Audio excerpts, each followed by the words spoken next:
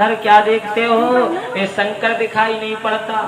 इतने में एक ने कहा, अरे दक्ष प्रजापति से, अरे महाराज भोलेनाथ बाबा में इतनी बुराई दिखाई पड़ रही थी, तो आपने अपनी बेटी क्यों ब्याह दी सती?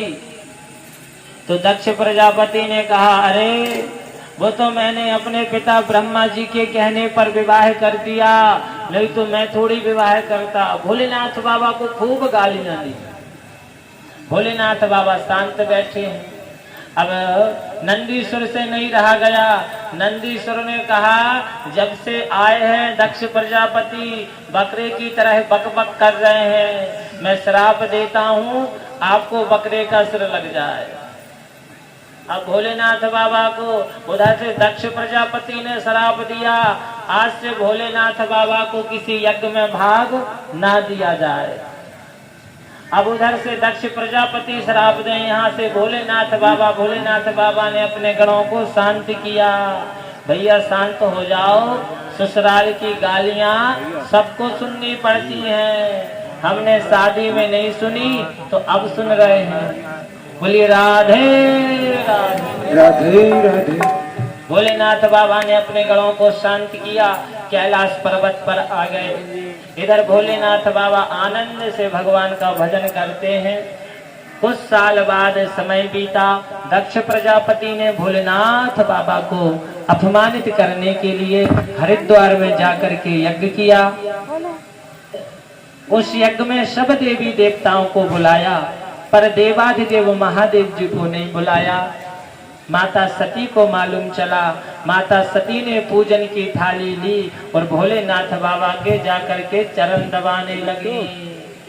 भोलेनाथ बाबा ने कहा,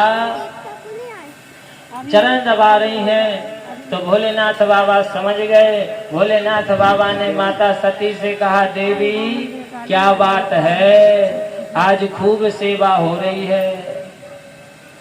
तो माता सती ने कहा, अरे भोलेनाथ बाबा, हम पतिव्रता पत्नियों का कर्तव्य है पति की सेवा करना। भोलेनाथ बाबा ने कहा, देवी आज कुछ ज्यादा ही सेवा हो रही है, निसंकोच होके बताइए आपके मन में क्या है।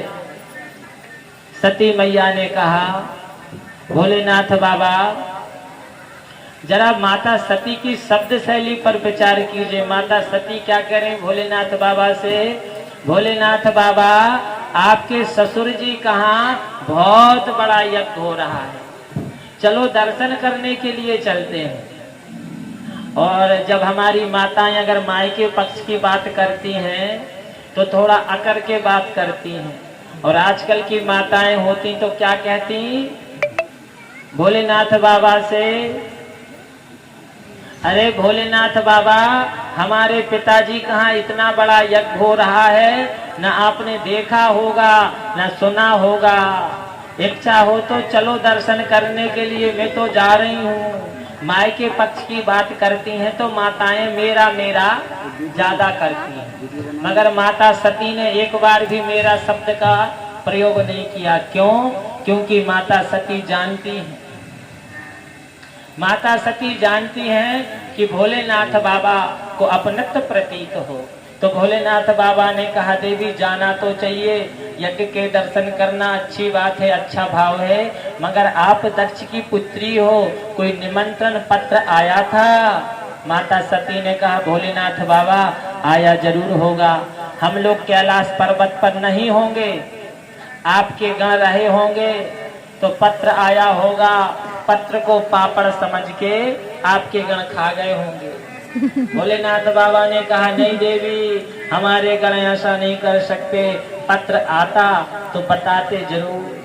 फिर भोलेनाथ बाबा ने मैया को खूब समझाया, मैया नहीं मानी, तो भोलेनाथ बाबा ने शिव गणों को बुलाया और भोलेनाथ बाबा ने मन में विचार किया, होगा वही जो राम जी की इच्छा होगी। ऐसा सोच करके अपने गणों को बुलाया, कहा जाओ महारानी सती को आदर सहित पिताजी के यज्ञ में पहुंचा के आओ।